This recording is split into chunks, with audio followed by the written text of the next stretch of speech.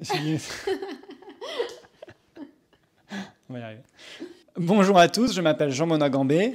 Anne-Sophie Chelvaillard. Et aujourd'hui, nous avons l'immense plaisir de vous présenter une vidéo sur comment analyser le risque climatique d'une société.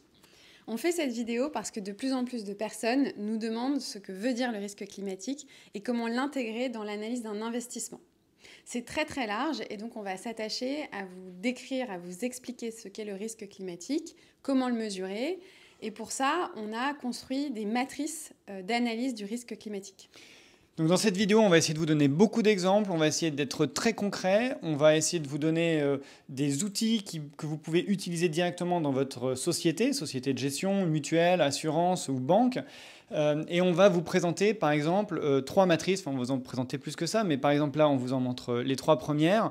Une matrice qui prend l'analyse quantitative du risque en fonction de la chaîne de valeur. Une autre matrice qui prend l'analyse qualitative d'une risque en fonction de l'horizon d'investissement, et ensuite une quantification du risque par rapport à l'impact financier. Alors pourquoi analyser le risque climatique? C'est quelque chose qu'on n'a pas appris, ni à l'école, ni au cours de notre vie professionnelle dans les sociétés de gestion traditionnelles. Et pourtant, c'est quelque chose qu'il va falloir mettre en œuvre. Pourquoi? Parce que c'est un risque de plus en plus important quand on investit dans une société, et puis parce que la réglementation nous y oblige. Une des réglementations, c'est bien sûr la SFDR, réglementation européenne, qui oblige les investisseurs à évaluer et à gérer les risques financiers provenant du risque climatique. Et il y a aussi la loi énergie-climat, cette fois-ci c'est une loi française, le fameux article 29, on a fait toute une vidéo sur l'article 29, qui oblige les sociétés de gestion, les banques, les assureurs, etc., à faire une analyse descriptive du risque climatique. Et ça veut dire aussi indiquer les secteurs économiques et les zones géographiques qui sont concernés par ce risque climatique. Il faut également, toujours dans la loi, l'article 29, faire un plan d'action pour réduire ce risque climatique. Donc, c'est-à-dire que l'analyste doit aller voir ses participations et doit savoir comment faire pour diminuer ce risque. Oui, il doit savoir faire comment diminuer ce risque parce qu'il doit faire aussi une estimation quantitative des risques associés au changement climatique. Alors c'est parti, on va vous présenter le plan de la vidéo. En introduction, on va vous présenter ce qu'est le risque climatique, on va le définir et vous expliquer comment est-ce que vous pouvez l'appréhender. Donc comme vous le voyez dans la présentation, il y en a trois principaux. Ensuite, dans la première partie, on va vous présenter l'identification du risque. Et avec ça, on va vous présenter une matrice. Dans la deuxième partie, on va vous présenter trois matrices de quantification du risque. Et dans la troisième partie, on va vous présenter une matrice de la gestion du risque. Donc on a bien identification, quantification et gestion du risque. Si vous voulez recevoir la présentation en PDF, vous pouvez la demander à anthonygouget@moonshot.run. Vous nous envoyez un email, on sera ravis de vous l'envoyer. En bonus de cette vidéo, on vous explique les 10 façons de prendre en compte le risque climatique au niveau d'un portefeuille et non plus seulement au niveau d'une société. Et oui, parce que là, on va vous parler vraiment comment prendre en compte le risque climatique d'une société, mais il faudra aussi le prendre en compte, je suppose pour vous tous, sur votre portefeuille. Et donc, tout à la fin, partie bonus, vous pouvez d'ailleurs directement aller à la fin parce que c'est peut-être le plus intéressant, vous présenter ces 10 façons de le prendre en compte au niveau d'un portefeuille. Alors, on y va, c'est parti. L'introduction, Anne-Sophie, je te laisse commencer. Comment est-ce qu'on peut définir le risque climatique? Habituellement, on explique le risque climatique en le découpant en 3 types de risques. Le premier risque, c'est le risque physique. Le deuxième risque, c'est le risque de transition. Et le troisième type de risque, c'est le risque de contentieux et d'image. Donc, pas de problème, on va vous expliquer tout ça tranquillement. Exactement. Donc, on commence par le risque physique. Alors le risque physique associé au risque climatique, on en entend beaucoup parler. Donc c'est tout simplement des catastrophes naturelles, des inondations, des sécheresses, des incendies. La pluie? Je parle en langage des signes, c'est-à-dire la pluie, ça tu sais. Donc pour une société, on va regarder son exposition aux dommages qui sont causés par des phénomènes climatiques extrêmes et météorologiques extrêmes. Tout à fait. Donc là, dans la présentation, on vous en a défini 4, sécheresse, inondation, montée des eaux, catastrophes naturelles. Ce qui serait intéressant, c'est qu'on vous dise les secteurs les plus exposés à ces risques. Donc je commence Par exemple, la production alimentaire, ben là, à chaque fois, le risque climatique, c'est souvent une évidence, hein. Évidemment, s'il fait plus chaud ou s'il pleut énormément ou s'il y a des inondations, eh bien, il y a certaines productions alimentaires qui vont avoir des problèmes. Enfin, les rendements vont évidemment diminuer. L'énergie, Anne-Sophie, tu peux donner un exemple? Dans l'énergie, vous avez tous les réseaux de production et de distribution de l'énergie qui sont susceptibles d'être affectés. Donc peut-être que vous avez entendu parler des dégâts causés par l'ouragan à Porto Rico qui a complètement détruit toute l'infrastructure électrique. Tout à fait. Si on prend le secteur, par exemple, de la restauration. Alors, restauration, là aussi, évident. Par exemple, si vous avez un restaurant en haut des pistes ou dans une station à la montagne, eh bien, le réchauffement climatique va faire diminuer la neige et donc, évidemment, dans 30 ans, peut-être que ce restaurant aura des problèmes. Ou alors, tous les hôtels, restaurants le long des côtes avec l'augmentation du niveau des mers. L'exploitation forestière est aussi un secteur qui est très affecté par le risque physique. Oui, donc vous avez typiquement l'exposition à la multiplication des incendies ou bien les espèces invasives qui vont évidemment limiter l'exploitation du bois, sa récolte. Dans le secteur de l'immobilier. Immobilier, évidemment, s'il y a des ouragans, s'il y a des fortes précipitations, s'il y a des tempêtes, eh bien, les buildings, les immeubles vont être dégradés et peuvent avoir des problèmes. Pareil pour la montée des eaux. Et ensuite, dernier exemple sur le transport. Ce qui risque d'être affecté, c'est donc les infrastructures, les routes, les ponts. Les ponts, exactement. Et donc qui vont perturber toutes les chaînes d'approvisionnement de plein de secteurs économiques. Oui, le climat va dégrader toutes ces infrastructures. Passons au deuxième risque. Dans cette deuxième partie, on va vous expliquer ce que c'est que le risque de transition. Le risque de transition, c'est le risque pour une société de ne pas être capable de s'adapter dans un environnement qui change, dans un monde qui change. Un monde dans lequel les températures sont plus élevées, où on va peut-être être beaucoup plus contraignant avec les industries qui sont plus émettrices de gaz à effet de serre, donc des nouvelles réglementations, le marché va évoluer, les chaînes de valeur vont évoluer également, des nouveaux acteurs vont apparaître, des nouvelles technologies, etc. Et donc c'est ça qu'on évalue. Si je puis me permettre, si je peux compléter, donc le monde va changer. Pour les financiers qui investissent dans une société, la question c'est de se dire, la société que j'achète aujourd'hui, est-ce que je vais réussir à la vendre dans 5 ans? Est-ce qu'elle se sera adaptée dans cette période de 5 ans par rapport au nouvel environnement?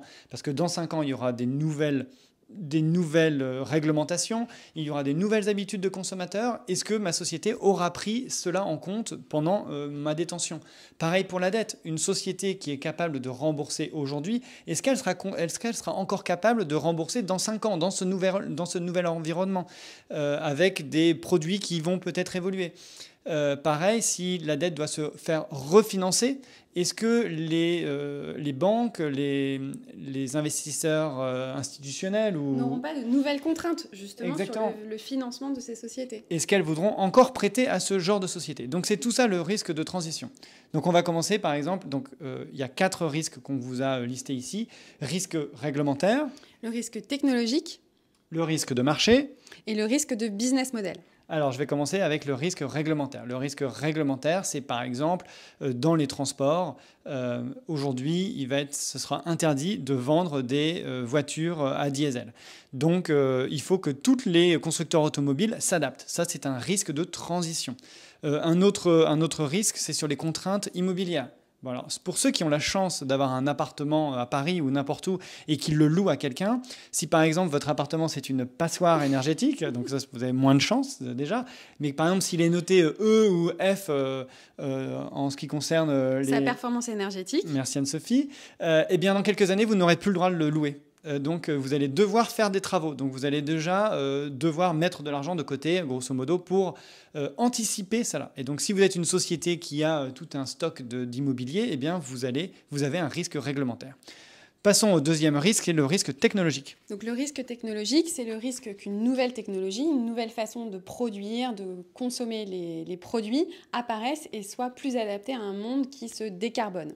Et donc par exemple, si vous trouvez dans l'industrie encore de la construction, s'il y a une nouvelle façon de produire du ciment ou un nouveau matériau qui permet de remplacer le ciment qui est très très émetteur de carbone, là, quand vous êtes une société qui produit du ciment, vous êtes vraiment exposé à un risque de transition.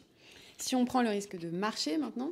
Marché, ben le risque de marché, c'est évidemment le prix des matières premières qui est très volatile. Donc ça peut être le prix de l'énergie, mais ça peut être aussi le prix, par exemple, du coton pour LVMH. Avec le réchauffement climatique, la production de coton est beaucoup plus variable et donc le prix du coton est beaucoup plus variable. Donc LVMH doit s'adapter à cette nouvelle tendance. Et le risque de business model? Donc le risque de business model, c'est tout simplement le risque que le business model d'une société ne soit pas du tout adapté à un monde qui change. Je vais prendre l'exemple d'une société qui fait des plateaux repas pour les compagnies aériennes. Vous voyez bien que si les vols sont réduits drastiquement, cette compagnie de distribution de plateaux repas devra vraiment trouver d'autres clients pour diversifier sa base de revenus. Alors les secteurs les plus exposés au risque de transition, c'est habituellement tous les secteurs qui sont très émetteurs de gaz à effet de serre. Ou tous les secteurs qui travaillent avec les entreprises qui sont très émettrices de gaz à effet de serre. Merci Anne-Sophie. Donc on a habituellement l'énergie, donc la distribution d'énergie. On a tout ce qui est transport, on en a parlé, on vient juste d'en parler, donc aérien, maritime, automobile. Et qu'est-ce qu'on a d'autre Anne-Sophie? On a tous les secteurs de la construction, donc les matériaux de construction comme l'acier et le ciment, l'immobilier avec la construction de bâtiments qui utilisent ces matériaux, et puis un autre secteur très important, c'est l'agriculture qui est très émetteur de gaz à effet de serre. Alors à contrario, là on a les risques, on a les secteurs les plus exposés, mais on a aussi tous les secteurs qui sont le moins exposés. Et tous les secteurs les moins exposés, ben, c'est tous ceux qui participent à la transition. Donc finalement, c'est tous ceux qui sont déjà alignés à la taxonomie européenne et tous ceux qui aident en fait dans cette transition écologique et climatique. Voilà. Et donc le troisième risque maintenant, Anne-Sophie, quel est le tel? Le troisième risque qu'on va voir maintenant, c'est le risque de contentieux et le risque d'image associé au risque climatique. Alors c'est parti. Le risque de contentieux et d'image, c'est tout simplement le risque qu'une société connaisse des procès, des litiges juridiques sur sa responsabilité environnementale. Vous avez sûrement entendu parler de l'affaire du siècle qui a condamné la France pour non-respect de ses engagements de réduction des gaz à effet de serre.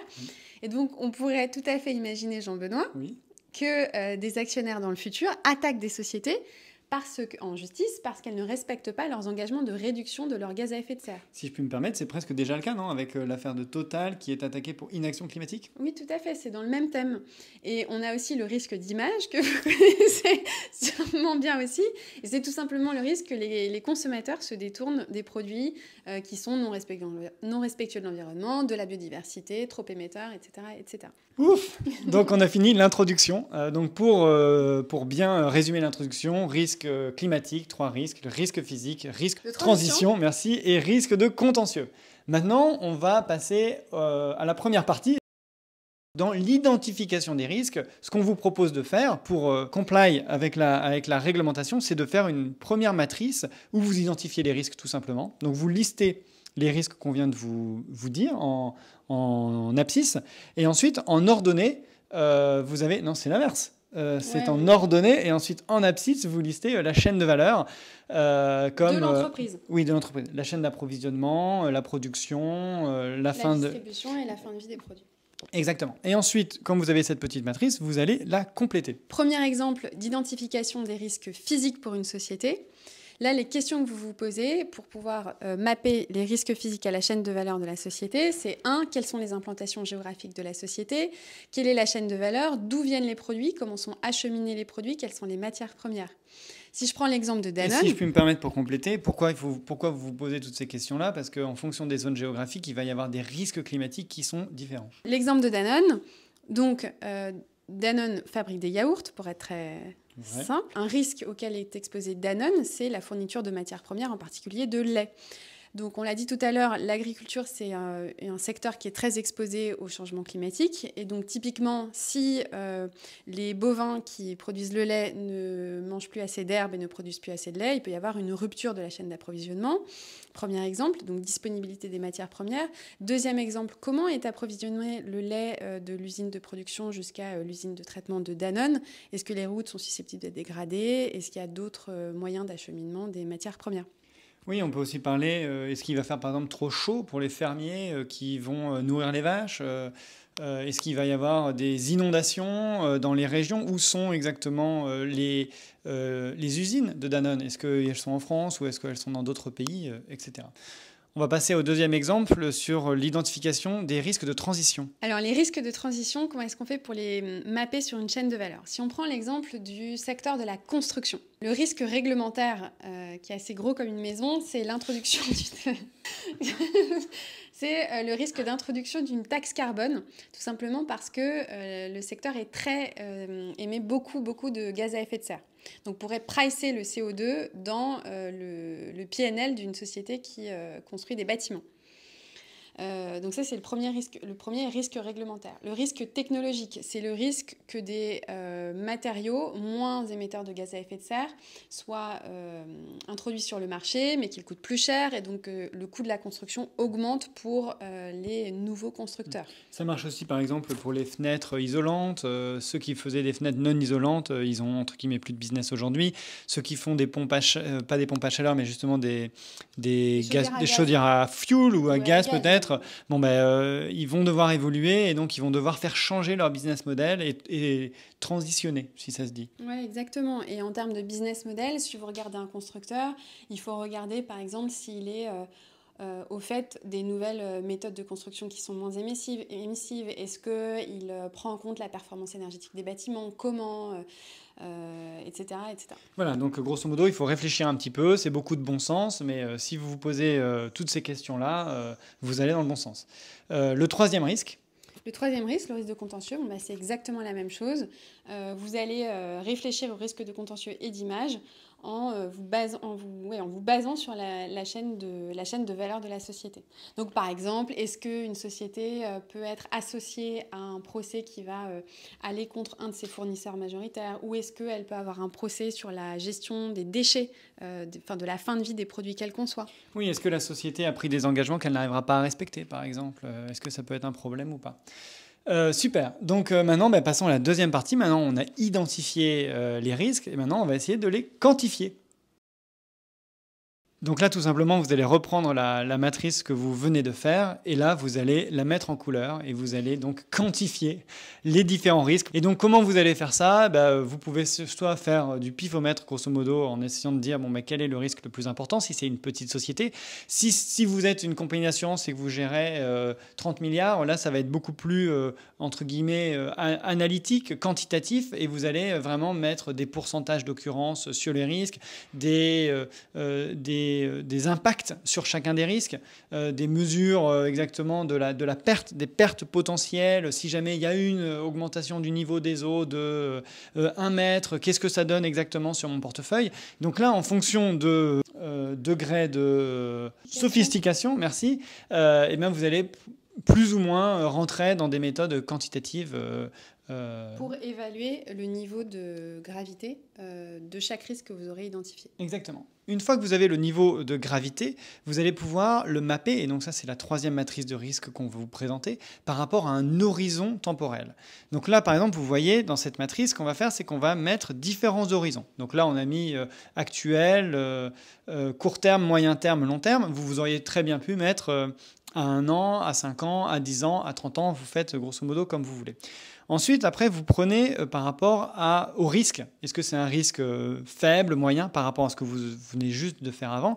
Et là, vous allez donc mettre chacun des risques dans cette matrice. Donc, par exemple, vous avez le risque 12 et le risque 16, en l'occurrence, qui est considéré comme faible et qui est susceptible d'arriver maintenant. À l'inverse, vous avez un autre risque qui est faible, le risque 28 et le risque 3, mais lui qui a un horizon long terme, donc qui se produira a priori dans plusieurs années. Un risque moyen, et moyen sur le plan de la gravité et qui va se produire à moyen terme, c'est le risque 26, par exemple. Et puis ensuite, vous regardez les risques forts et gérés, et puis les risques forts et non gérés. Et là, pareil, vous les classez sur un horizon temporel. Et donc, vous avez le risque 4 et le risque 19, qui est un fort et géré, et ainsi de suite.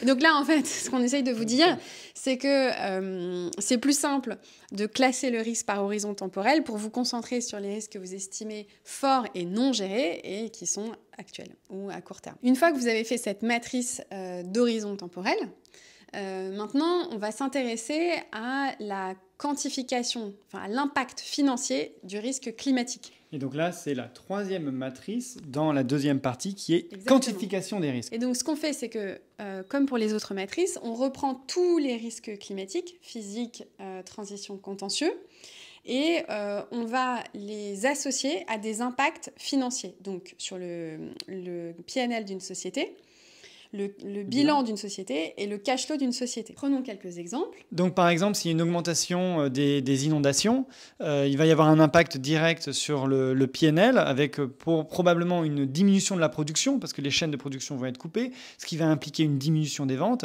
Et sur le bilan, il va potentiellement y avoir une dévalorisation des actifs qui sont à risque. Si vous prenez l'exemple de la montée du niveau des mers, vous pouvez penser que les primes d'assurance des infrastructures d'une société qui gère des infrastructures va augmenter et ou que les investissements pour les installations vont être plus importants, donc les CAPEX vont augmenter. Si on prend par exemple l'exemple d'une grande variabilité et sévérité du climat, il peut y avoir un impact sur l'augmentation des coûts de sûreté des bâtiments et des salariés, et potentiellement, donc ça c'est PNL, hein, et ensuite sur le bilan, il pourrait y avoir des démantèlements d'usines qui arrivent plus tôt que prévu par rapport à la non-adaptation des usines sur le territoire. Et une dévalorisation des actifs qui sont au bilan. Sur le risque de transition, le risque réglementaire, un gros risque, c'est l'introduction d'une taxe carbone pour les secteurs qui sont très très émetteurs de gaz à effet de serre. Et donc si vous avez une introduction de la taxe carbone, vous avez une augmentation des coûts directs dans le PNL de la société. Donc après, on peut continuer sur les risques technologiques, hein. S'il y a des substitutions de produits parce qu'il y a eu des nouvelles technologies qui ont été développées, il peut y avoir des augmentations en R&D. S'il y a un changement du coût de l'énergie, il va y avoir aussi une augmentation des dépenses de R&D. Ainsi de suite, vous pourrez regarder tous nos exemples, mais il va y avoir, s'il y a une augmentation du nombre de contentieux, ça aura aussi un impact sur les coûts juridiques. S'il y a des changements de consommateurs, il y aura potentiellement une baisse des ventes, ainsi de suite. Et donc en fait, une fois que vous avez répertorié tous ces risques et les avez identifiés à des indicateurs financiers, ce qui est intéressant, c'est d'avoir des ordres de chiffres, enfin des ordres de grandeur, sur l'impact financier. Donc je ne sais pas, l'augmentation des primes d'assurance parce qu'il y a une augmentation du niveau des mers, combien ça coûte très exactement, enfin, à peu près. Pareil sur la R&D, combien est-ce que ça nécessiterait pour développer un produit qui est adapté à la transition écologique si vous opérez dans l'énergie ou les transports ou que sais-je. Et là encore, vous pouvez mapper ou en tout cas mettre en lumière ceux qui vont coûter le plus cher pour la société en fonction de sa probabilité d'occurrence. Donc maintenant, dans la troisième partie, parlons de comment gérer justement tous ces risques. Alors troisième partie, la gestion des risques climatiques. On vous en parle parce que c'est une obligation réglementaire. C'est-à-dire qu'aujourd'hui, non seulement vous devez identifier les risques, les quantifier, mais aussi avoir une stratégie de gestion de ces risques. Alors, comment on fait ? C'est du boulot, hein. Et alors, nous, ce qu'on vous propose, c'est de reprendre ces matrices d'identification et de quantification du risque et de sélectionner les risques les plus forts. Et pour chaque risque le plus fort, vous allez regarder avec la société dans laquelle vous êtes investi si le management de cette société prend des mesures pour réduire son exposition aux risques les plus forts climatiques identifiés. Et oui, et vous pouvez aussi les mapper, les remapper sur le actuel, moyen terme, etc., long terme, pour identifier quelles sont les mesures à prendre en compte en priorité. Parce que comme le disait Anne-Sophie, c'est vraiment une obligation et c'est pour ça qu'il faut aussi mettre en place un espèce de business plan climatique pour vérifier que la société mette bien en place et diminue bien le risque climatique. C'est vraiment une obligation de diminuer les risques climatiques. Donc vous devez mettre ce business plan en place. Évidemment, ce n'est pas à vous de tout faire et de réfléchir à tous les cas possibles, mais il faut le faire ça avec le management, avec le CFO, etc. Et en tout cas, il faut suivre la bonne implémentation des mesures dans le temps. Et vous devez reporter que vous regardez bien comment ces mesures sont mises en place et développées par la société. Voilà, donc vous pouvez très bien investir dans une société qui a de forts risques climatiques. L'important, je le répète toujours, c'est l'impact que vous avez sur les sociétés. C'est-à-dire qu'au moment de l'investissement, de voir vraiment toutes les améliorations de la société pour qu'au bout de 5 ans, 3 ans, 18 mois ou 10 ans, la société s'est améliorée, qu'elle ait moins de risques et qu'elle soit plus forte finalement dans cette transition qu'on vit tous.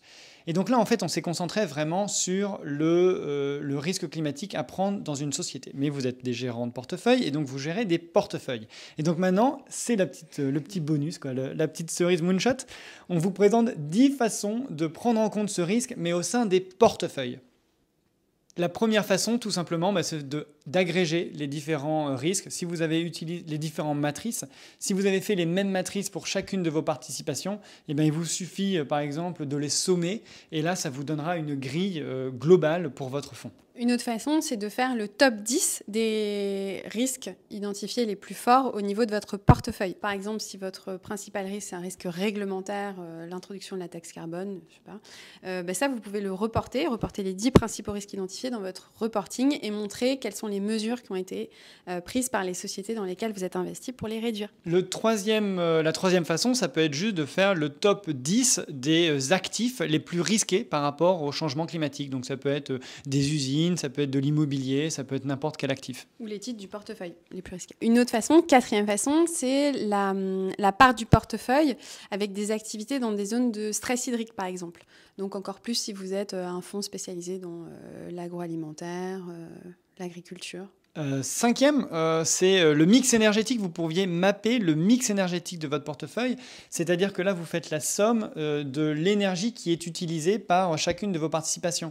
Donc là, par exemple, vous voyez en image le mix énergétique de l'Europe, c'est-à-dire le pourcentage qui est utilisé avec du charbon, du pétrole, du nucléaire, etc. Et là, en fait, vous pourriez faire la même chose avec votre portefeuille. Ça serait assez intéressant de dire, par exemple, eh bien, dans mon portefeuille, il y a 10% d'énergie solaire, il y a 5% d'énergie éolienne, et puis j'ai 40% d'énergie nucléaire. Enfin, une autre façon de le faire, c'est d'agréger toutes les émissions de CO2 des sociétés en portefeuille au niveau du portefeuille et de regarder l'évolution par an. Ça va vous donner une idée de votre exposition au risque climatique. Autre façon de faire, on en a la 7 peut-être, c'est faire une analyse sectorielle. Donc là, en fait, vous pourriez mapper en fait, tous les secteurs économiques en fonction de leur sensibilité au risque climatique et ensuite de mapper vos sociétés par rapport à ce risque. Donc par exemple, si vous avez des sociétés immobilières, elles seraient dans grand risque. Et si vous avez des sociétés de conseil, des sociétés dans l'IT ou n'importe quoi, eh bien là, on vous verrait qu'il y a moins de risques. Ça peut être aussi une façon de visualiser un petit peu le risque climatique assez simplement finalement. Ouais. Et une façon un peu dans le même style d'analyser le risque climatique au niveau du portefeuille, c'est de regarder quel est le pourcentage d'alignement à la taxonomie de votre portefeuille. Donc là, vous allez regarder au niveau de chaque société quel est son degré d'alignement à la taxonomie. Vous l'agrégez au niveau de votre portefeuille et ça vous donne un ratio cumulé. Et oui, et là, en plus, ça sera complètement obligatoire. Absolument. Une autre façon de faire, c'est de calculer la température implicite du portefeuille. Une fois que vous avez calculé les émissions de gaz à effet de serre de votre portefeuille, générées par votre portefeuille, vous pouvez en déduire une température de réchauffement climatique qui est associée au portefeuille. Et donc ça, ce sera notre prochaine vidéo sur l'alignement d'un portefeuille à l'accord de Paris. On vous expliquera exactement qu'est-ce que ça veut dire aligner un portefeuille à l'accord de Paris. Qu'est-ce que ça veut dire quand quelqu'un dit « moi, mon portefeuille, il fait 3 degrés, il fait 4 degrés, il fait 1 degré de moins que celui de mon concurrent ». Donc, on vous expliquera tout. Et ensuite, la 10e, j'ai envie de dire peut-être la plus importante finalement, façon de prendre en compte le risque climatique d'un portefeuille, c'est tout simplement d'embaucher Anne-Sophie et moi à le faire. Et nous serions ravis de faire ça chez vous. Moonshot est là pour vous servir et pour justement analyser le risque climatique, entre autres. Mais on espère que la vidéo vous a plu, que maintenant vous allez prendre en compte les risques climatiques, maintenant que vous vous rendez peut-être compte que c'est facile, faisable. Il suffit de faire quelques petites matrices et de se creuser la tête. Et on vous souhaite beaucoup de courage. Ouais, de courage, d'enthousiasme et à bientôt.